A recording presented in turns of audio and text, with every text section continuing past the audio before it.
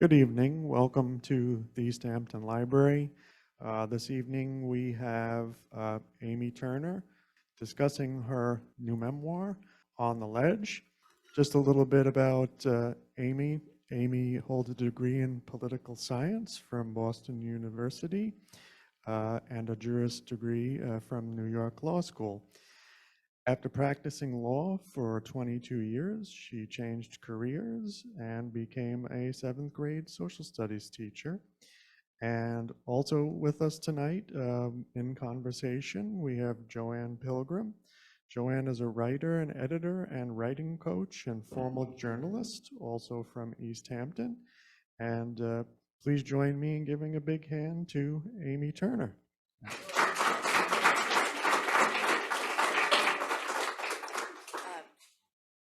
Thank you so much for that introduction. And just before we begin, I want to thank the library for hosting this event. It's such a wonderful library, and I feel especially comfortable because we're in the Tom Toomey Gallery, and he makes an unidentified appearance in my memoir.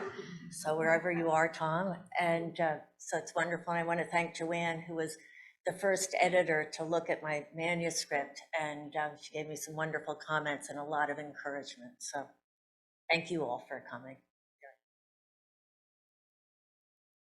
Excited to talk to you about your book. I absolutely loved it, and I really feel like it's a page turner. And there have been a lot of really wonderfully favorable right after the book's release.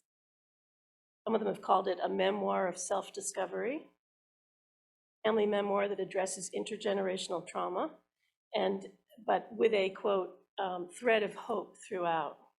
So to me, though, it's also a story of a woman who, at a certain life, was courageous after what you might call a wake-up call, being hit by a truck, to undertake a journey of introspection and self-discovery, and as part of your healing process, and then to actually write a story about it that is so open on.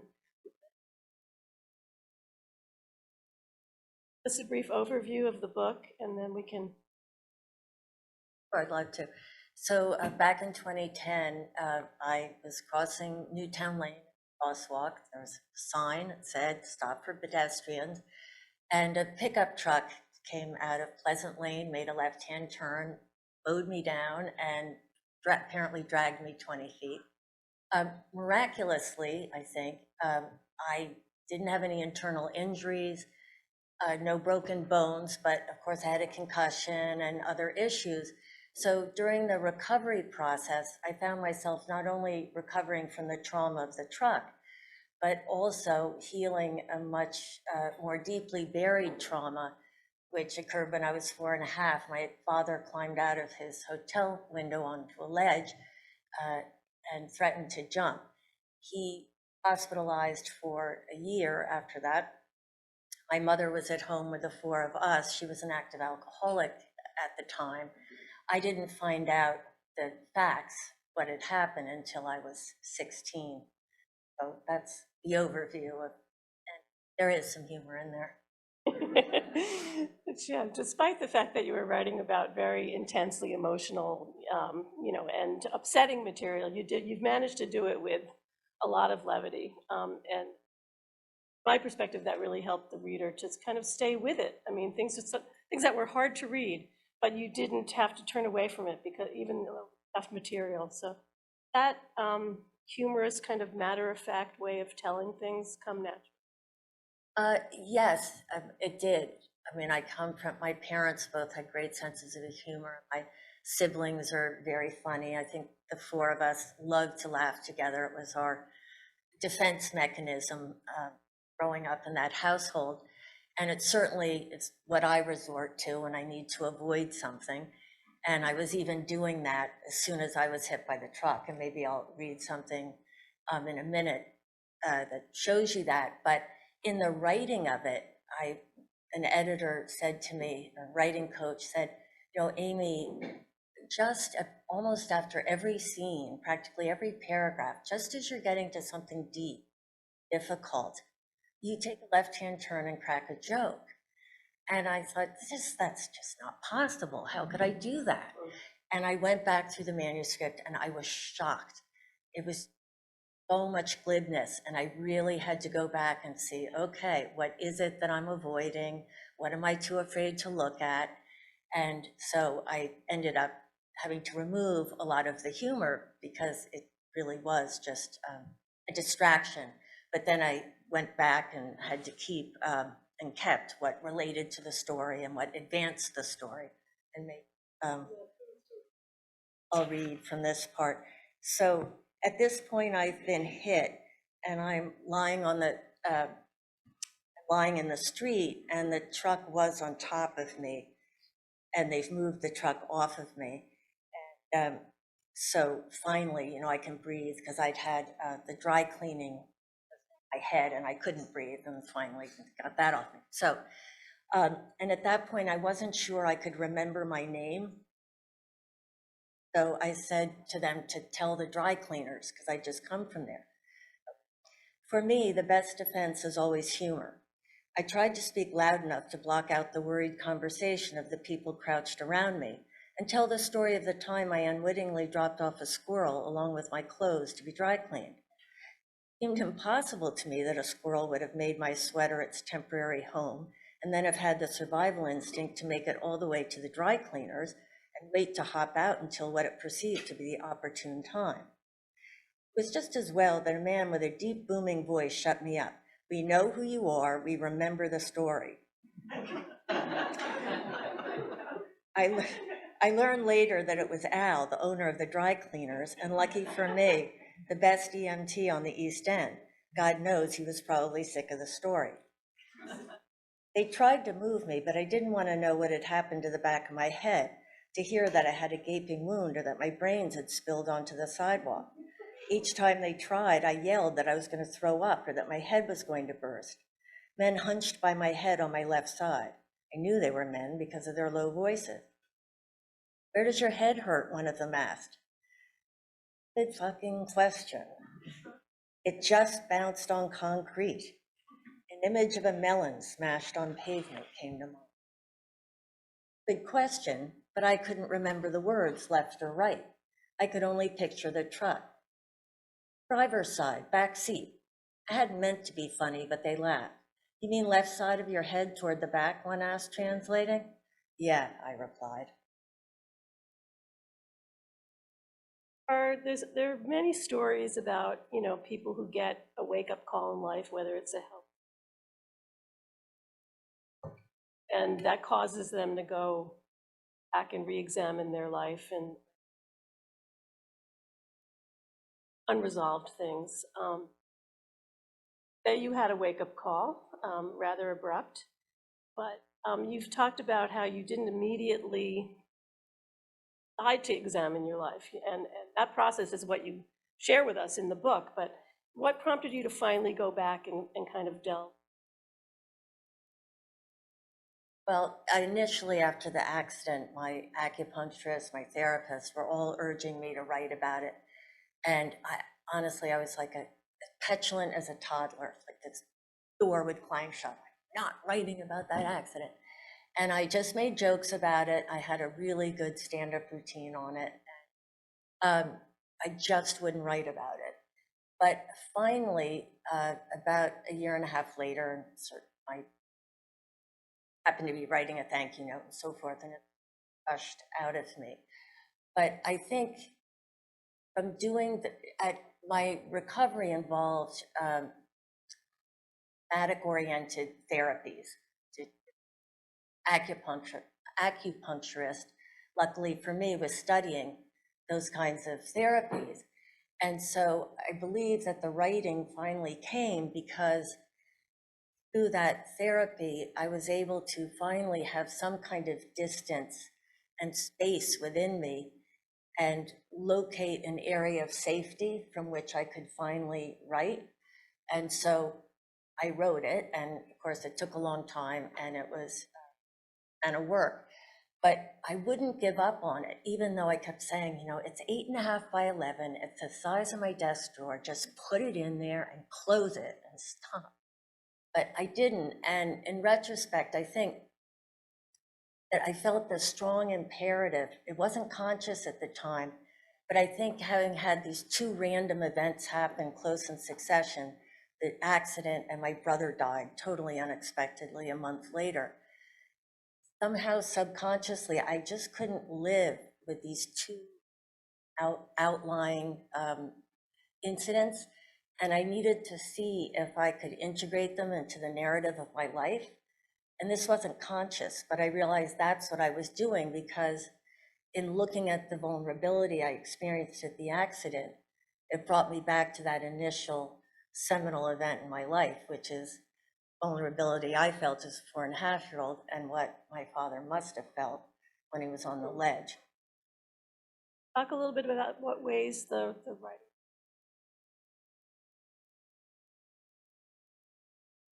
Well, I really feel like in my case that it was the trauma work that did the healing that allowed me to write. I couldn't have started writing to heal because I didn't, I refused to. And it really took about a year of trauma work, I think, before I somehow opened up and was able to allow all of this to come out. But I do think that there were different parts of the memoir as I was writing where I gained a lot more understanding of my parents and of myself, especially why it was so difficult to look at the photographs and some other, incidents that I hadn't really ever focused on before a lot, and that can be healing. About the incident with your father until you were. How did you finally learn about that, and what was the realizing that that was a secret for some? Well, I had my parents came home one night in 19. I was blasting the Grateful Dead and smoking cigarettes, and next thing I know, I'm going to a psychologist. But they may have, detected some depression or anxiety. So eventually, the psychologist apparently called my mother and said, "Amy's so worried about her father. Is there something I should know? She's always expressing concern about him." So my mother said, "Well, something did happen," and she told him the whole story. Session, I came in expecting to, I don't know, about my boyfriend in 10th grade. He told me the story of what had happened. And while it was, utterly shocking and upsetting, it was familiar because while I hadn't known the facts as a child, I'd had the feelings. So it was the same feeling, facts to explain why I felt that way. Because in that entire time, my mother was constantly warning us, don't get Dad upset, don't get him mad, don't make a lot of noise, don't tell him things that are bothering you because at him. And I didn't know why I shouldn't, but I knew really that it could have life or death consequences. It felt that serious. So it was a relief to know that I actually hadn't been crazy, but I was a teenager and I was furious at my mother. Didn't hold my father accountable for some reason, but the pattern of hypervigilance already was well ingrained in me and forever to get it. I was remembering a part of the book where you describe Mom taking you and your sibling outside the hospital where your father was and waving to him from outside. Words that really struck me that you said, it was the beginning of the unshakable certainty that in your family, happiness should always carry its own kind of weight, its own. That just floored me, how have you gone past that, or have you gone past it, or what's been the legacy of that for you? Delighted that a woman who babysat my kids for a really long time is here, and I want to ask her if I got beyond that. But that scene is actually an example of where I did heal and sort of learn something, because I always had that feeling about our family, and I think my siblings did too, and I'll explain in a minute. I didn't know the source. I mean, I knew generally it had to do with my father, but I hadn't pinpointed the source. And he was in this hospital, our local hospital. I think he was on his way home, but he was there first before he was coming home. All I knew was that we were going to see Dad, and I thought he was coming home. So we go, and really all we were doing was pulling over and waving, and he was on a balcony, and my brother and I were just so excited. And then my mother said, it's time to go home. I had been so happy. I just thought he was coming home. And when she said no, they just say my heart sank, my entire, nervous system sank. And I think it was that moment that's when I realized that even there will never be unfettered joy. There's always a recognition that somebody may be suffering. There's something around the corner. And, I hope that I allowed my children to experience, unbounded joy, but I did have to catch myself. When that would happen, there would be some little alarm going off. No, something sad might happen, but I don't know. We'll have to ask Matthew and Peter. You were a worrier when you were a little kid. I was, most definitely. Action that. Sure. Oh, yes, absolutely. With myself. So this is sort of what I was like in elementary school.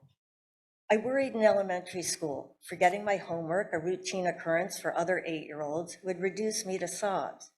Admitting that I'd lost the Halloween money I'd collected, probably no more than $3, felt like a crime of the utmost moral failing. My favorite teacher, Dr. Berkness, a tall and soft woman in her 50s, had ways to soothe me. On a particularly bad day, she would ask me to walk beside her as the rest of the class tried to patter along single file down the hall. She would squeeze my hand 3 times, slowly and deliberately, so that there could be no misinterpretation. Our secret code, I love you. As I squeezed back, I could have melted into her arms. Dr. Berkness's empathy permeated her classroom, even in the form of the wall hangings. I loved sitting under the protective gaze of the grid of multiplication tables, whose bold black numbers remained the same each day. As Dr. Berkness wrote in my 3rd grade report, Amy seems to carry the weight of the world on her shoulders. As I mentioned at parent conferences, I'm trying to do something about that. 5th grade was worse because I had a teacher, a man for the first time, who smiled, but whose black, shiny hair and equally dark mustache reminded me of someone who didn't have any feelings, a gangster or an accountant, maybe. It didn't help when one day the school psychologist, who everyone knew spent time with kids with problems, appeared in the door of our classroom, and my teacher, after walking over to her and leaning down so she could whisper in his ear, then announced to the class, Amy, go with Dr. Bizel. I knew already that something must be wrong with me, and staring at the series of black blobs printed on white cards didn't reassure me. Okay, Amy, now just tell me what that reminds you of. I picked a word that I thought a girl with nothing wrong with her would say. Dog. And this one? Dog. Okay, Amy, what about this picture? Like a dog, I think. Really? You're sure about that? Yeah, pretty sure, a dog.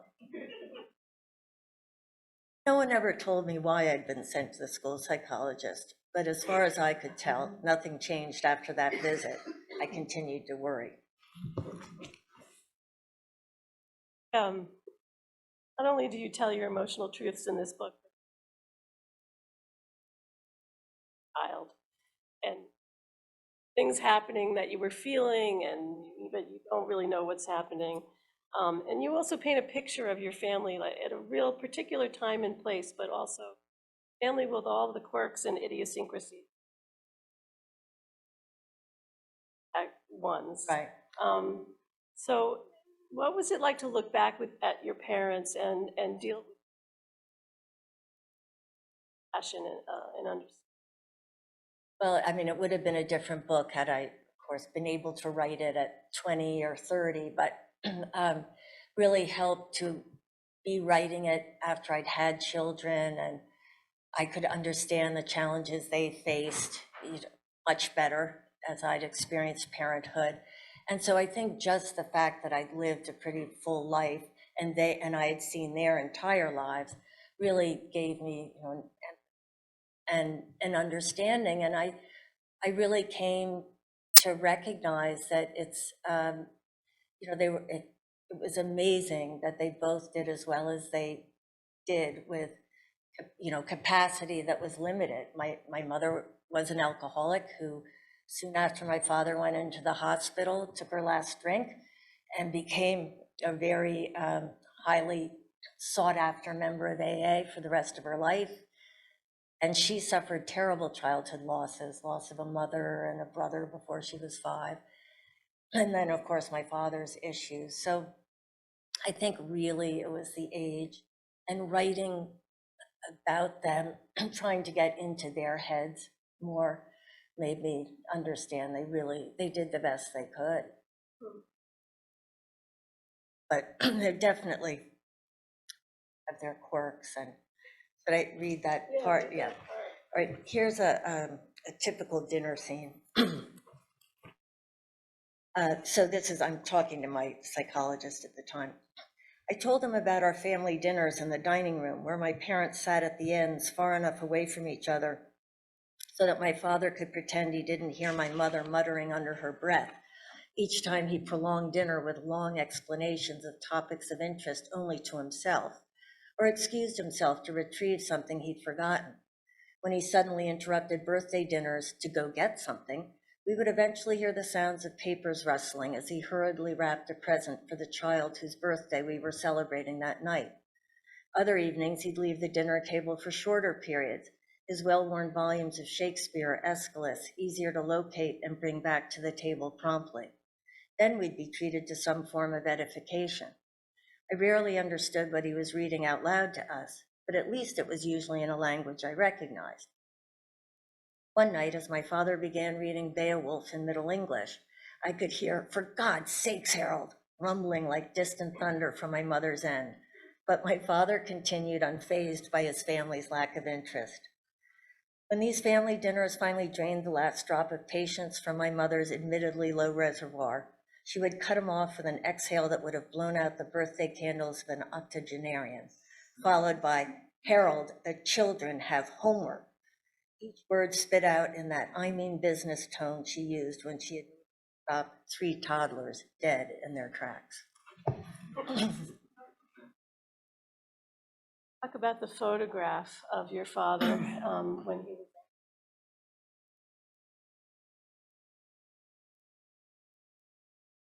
Kind of photograph that would captivate anyone that's, but yet you had difficulty actually looking at it. Talk a little bit about how it was to uncover that and face that. Or my family did not talk about this situation with my father at all, maybe once or twice, but it was always, and it was on the front page of the Daily News, would always be last line. And it had never occurred to me to look that up. I mean, I'd gone to law school. I mean, I thought about evidence and research. Never occurred to me until one day during this sort of trauma work, it just came up and I couldn't drop it. So finally, after a few missteps, I get to the New York Public Library and I'm doing the microfilm, and it's speeding by, that ticking sound like baseball cards and bicycle spokes.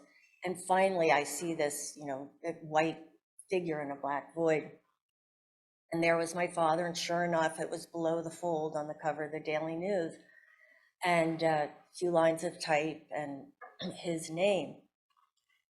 I was just unprepared. I literally almost had a panic attack. My eyes closed and nobody knew, but inside I felt like I'm gonna totally lose it, because I think in that moment I realized as much as I've talked about it, It had always been from my vantage point. What did it do for me? How hard on was this for me? My father almost, killed himself. And yet here I was seeing it was his experience that jumped. And I was really transported to that moment. And I, experienced his anxiety. And anyway, it was really terrifying. And in the moment, I also was kind of terrified because this was a family secret. And here I had exposed it, or, nobody had the newspaper in the house. And I thought, if nothing else is going to bring him back, he might come back and get really mad at me. But honestly, it took a year for me to be able to sit with a photograph for any length of time without having some kind of physical. Oh, yeah. Okay. Like baseball cards flicking on bicycle spokes, the images of housewives in high heels touting vacuums, mob bosses being pushed into cop cars, and Negroes picketing along storefronts sped by. My heart sped as well, and I whisked beads of sweat off my left temple. Forcing a sharp exhale, I told myself that it was just my father's image I was racing toward, not some unknown horror my body seemed to be anticipating. The reminder didn't work. I began to hope that Father Keating had been wrong about the press coverage, that the images speeding by would never make way for a man on a ledge. I realized it might be easier for me to spend years dismantling a fraud at the foundation of my identity than a minute facing the actual truth. I hadn't realized how terrifying even the prospect of seeing the images would be until this moment. Suddenly, a white figure in a black void flashed on the screen, different from any other image that had whizzed by. It reminded me of the iconic photograph of Armstrong's first steps on the moon, except this was 1957, not 1969. The possibility of it being my father registered a second later. I pressed the stop button and tried to turn the dial slowly enough to rewind just a fraction, but my hands jittered too much for such a precise maneuver, and the film jerked back and forth, the reel screeching under the glass. After finally steadying myself, I stopped the machine on the right image and rotated the blue zoom wheel to enlarge it. Almost too afraid to look, I squinted at the screen, just long enough to make out the figure standing on the ledge, the fireman's ladder propped up against it, a face in the window, my father's name in the caption, and a few lines.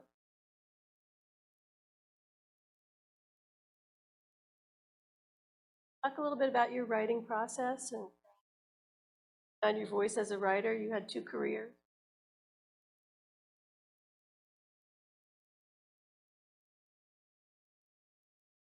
Can't say enough about how I feel like we've talked a lot about very heavy, intense emotional stuff.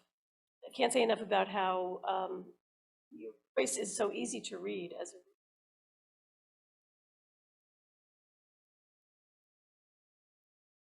talk about what it was like for you to find your voice through the whole process of writing the book. Well, I mean, I guess I was, it took 57 years because I didn't turn 59 for me to start writing. And I hadn't set out to write a memoir, or I hadn't set out to write anything. I was writing a thank you note to an high school English teacher who had come to my brother's memorial. And because she knew my acupuncturist, there were a lot of connections we had, so it made sense for me to talk about the accident. This channel that had been blocked my entire life just opened up totally naturally, and all of these memories, connections, observations gushed out of me. And at some point, I remember bringing them to you because Joanne didn't know me, and I thought, to ask her, is this just an extended diary entry, or is there? And you encouraged me to keep going. And so I don't quite know how I found my voice, but I think I was at a stage, I'd had this trauma work where I knew that the only voice I could have would be my own. So I wasn't trying to sound like a better writer or, a more erudite narrator. And I just decided to tell it the way I saw it. And of course, sometimes, everyone who writes knows that thing, kill your darling. Sometimes, you're showing off with this or that. But for the most part, it was just accepting that my voice, I was who I was, and and this was my voice for better or worse. So I think it was taking that, not having that pressure and internal critic, but it's hard when you're in workshops with other writers and all to doubt yourself. But Monkey mind and the editor inside, and you have to quiet that voice, in order to yes, and follow.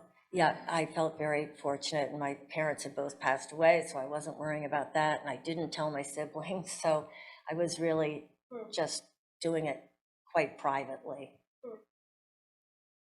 Are you satisfied with this as the telling of your life, or are there more depths to plumb? Is there another writing project in your future? Well, I hope so eventually, but I probably need some space. My sister, my book is kind of bookended by grief because my sister ended up dying suddenly before the book was published. And she had become a really big cheerleader for me. Had I written it now, there might have been a chapter about my sister, and she would know what it would be about. But I don't think I'll rewrite it to include that chapter. So I'm pretty happy with this. I didn't talk about raising my children. I intentionally really pretty much kept that out to protect my children's privacy, and I don't think I'll ever do that, but that would be a likely book.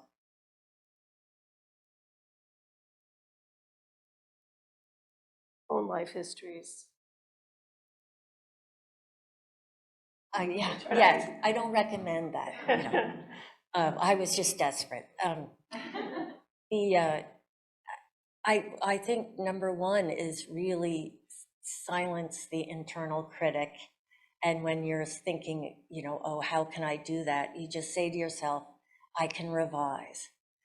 Because I can't tell you how many drafts, how many revisions, probably any book, but certainly mine went through.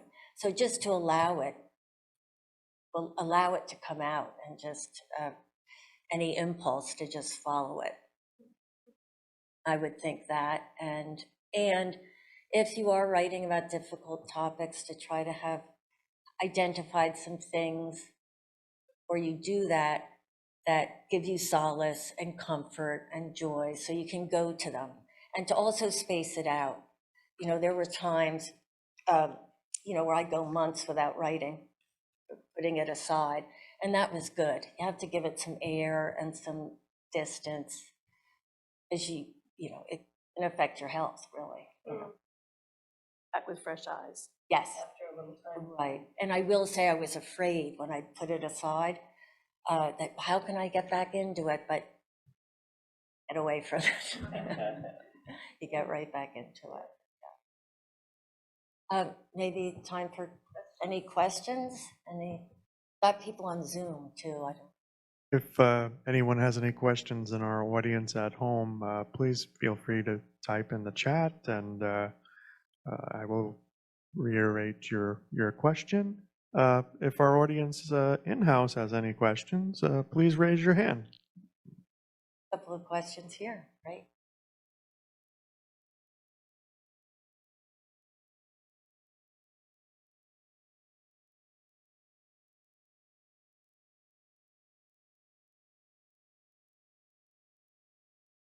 Oh, no. So, let's see, I was getting kind of psychological, but I had the accident, my brother died, and I end up in an acupuncturist's office for a shoulder spasm. She happened to be also training in somatic techniques. So I saw her every week for a year or so, and that sort of created the circumstances, or from which I could start to write. I felt really compelled to write, and I was trying to express was that at the time, I didn't know why. I just knew I wanted to write this. I needed to finish it. Looking back, I think there was this real need to take our random events, try to fold them into my life somehow, see if that worked. And as I was doing that, it brought me back to my father. So that's kind of the trajectory. Up a little?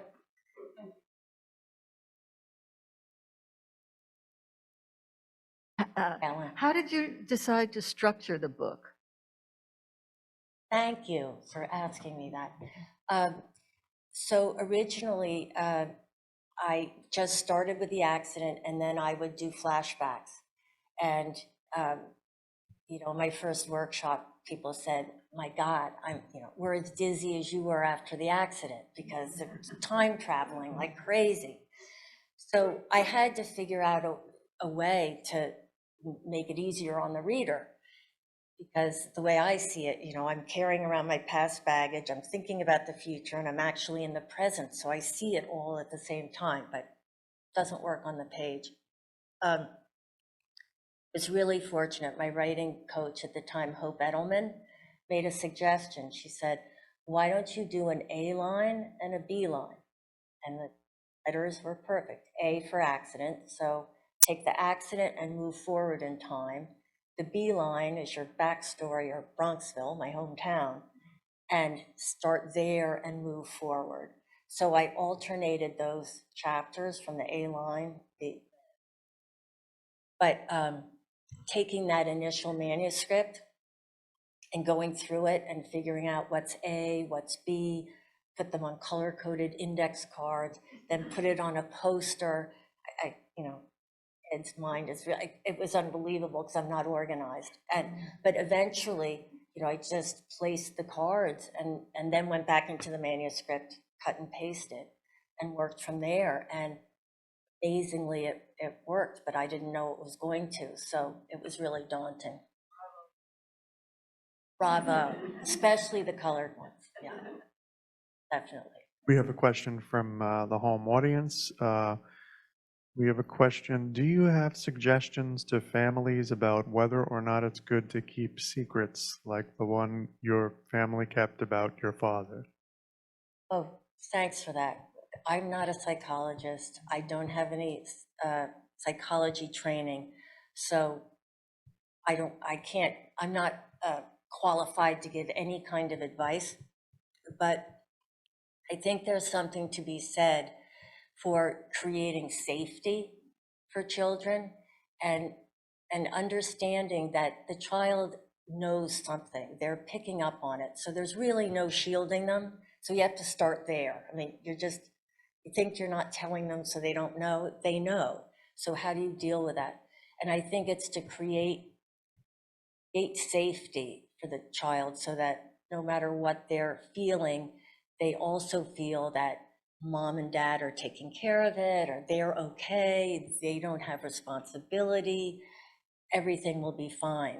I mean, I would say that's the, 4 to 12 age, maybe, or something. And then as a child gets older, I think you could start telling them, or detail maybe what actually was going on. But I think creating an atmosphere of safety probably is a good thing.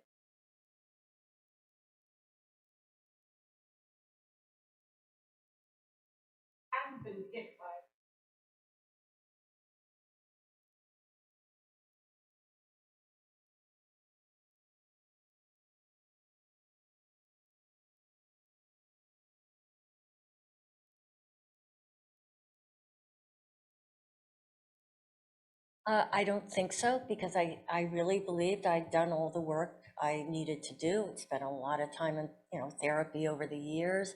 I really thought I was done. I didn't think there was any more. So I don't think so. And as I would like to think eventually I would write something, because I'd always wanted to write something, but there was no evidence to suggest that I was going to do that. So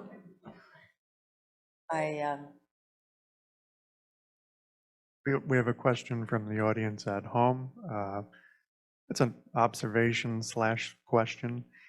Your title is brilliant and works on several levels. How did you choose it? So it was, I brainstormed 25 titles and 23 of them had ledge in it. And it just was the title. I didn't, because of course my father was on the ledge, so obviously there's that. But also figuratively, the accident, you know, the life and death situation, that was a ledge. And then also, you know, feeling during my life that constant anxiety and hypervigilance, that was just sort of an emotional feeling of always being on a ledge. So I just felt like it worked on a number of different levels. Marianne, hi.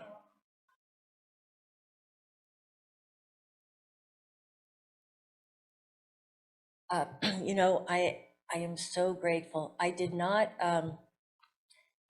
tell my siblings about it until I was really sure I was going to publish. And the reason I didn't is for a number of reasons, or that, you know, Jimmy and Louise, Harold had died, but Jimmy and Louise and Harold were great, really are good, very good writers. And so I knew if I told them, they would just join the chorus of my internal credits. I would have a choir, and I couldn't deal with that, and that's my problem. And the other is that I really saw this as my story of how the family affected me. And I thought if I got involved in conversations with them about their memories, I would get confused, or I would start to incorporate their reactions. And so I really wanted to keep it very clear. I wasn't writing a biography of the family. And finally, they're both really good writers, and I really thought that someday they'd write their own memoirs, and I didn't want to step on it. And lastly, I hope my brother's listening. I know my sister is. They were so supportive. I mean, for 10 years, I didn't tell them. And they were so supportive and have been just, run the exit. So it was wonderful, wonderful.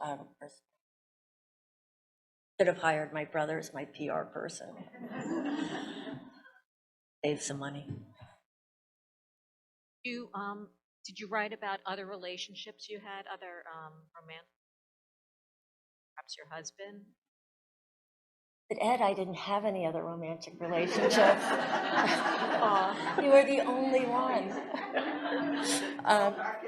But between you and me, now I do talk about, I think, a college relationship, and I talk about meeting Ed in law school, and his encouraging me to go see a psychologist. Me telling him I was not sick. So Ed does make appearances, and certainly meeting in law school and my relying on my husband, you know, he's a lawyer. I don't think there are any lawyers here, but there's a scene where I just shows how I was constantly calling Ed, asking him, you know, is this right? Is this right? Is this right? So, you know, he is in there, but it wasn't about my marriage or my other relationships. It was really how my childhood impacted my adulthood. And there's little touches about my marriage. I think I could have talked a lot about what that was like as a parent, but I touched on that, but I just didn't want to go into anything that was going to reveal things about my kids, because, you know, they can tell their own stories. I'm not up to me to tell it. We have a question from the audience at home. Question is, what type of writer was your father? Thank you for that question. He was a perennially blocked writer. I just tell this quick story. He worked on his PhD in library science. He'd gotten, 22 deadline extensions, finally finished it, and on the last day, told my mother it wasn't good enough. He wasn't handing it in. This is, what his depression as anxiety. So typical of my mother, I don't know how she did it. She got him in the car, she drove him to NYU, she pushed him in the door, and he handed in his dissertation, and he got his PhD. But he wrote, he never got anything published in the New Yorker, which was his dream, and he was working on a book about Bangladesh. He traveled there several times, a few times in his 70s. This was a man who sought out suffering, and unfortunately, he never finished it, which is a shame. But I'll just say his best writing was in his informal, casual writing. It was really great when he didn't have the internal critic, going. Talked somewhere in the book about the Turner sludge, Yes. which you've apparently managed to avoid. At least for this book, yes, I know he had it. I had it. Just you hit sort of a wall of depression, and you just can't keep going, and that's what would happen to him. I could see it, you could see it in his eyes, and you knew he wasn't.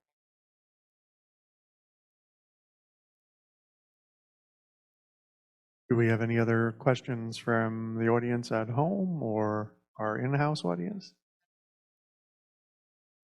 Go into studies teacher. Oh, thank you. Well, really, I come from a family of teachers. And in a way, the question for me, looking back, is why did I become a lawyer? And I did because until I was 48, I did, so many of my decisions were based on distinguishing myself from my father. If he couldn't handle a job, I was going to have the most sort of stable kind of job you imagine, lawyer. And so everything I did was sort of to put myself in contrast to him, so I could convince myself that, I didn't have these depressions, I didn't have all this anxiety, I could handle it. And so I didn't really do something that I wanted to. I mean, I did like law, and I liked it academically and so forth.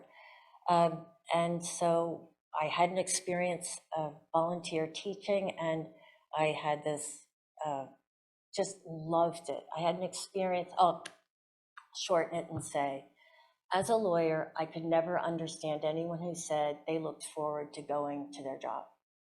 Understand, I can tolerate it, I'll do it today.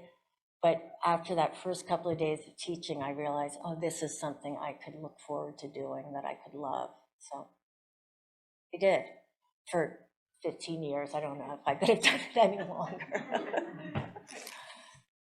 We have just a comment from the audience at home. Your descriptive language is brilliant. Keep writing, please. Oh, that's so nice. Thank you so much. Thanks, Joanne. Do you want to share with folks your website if they want to find out more information? Oh, sure.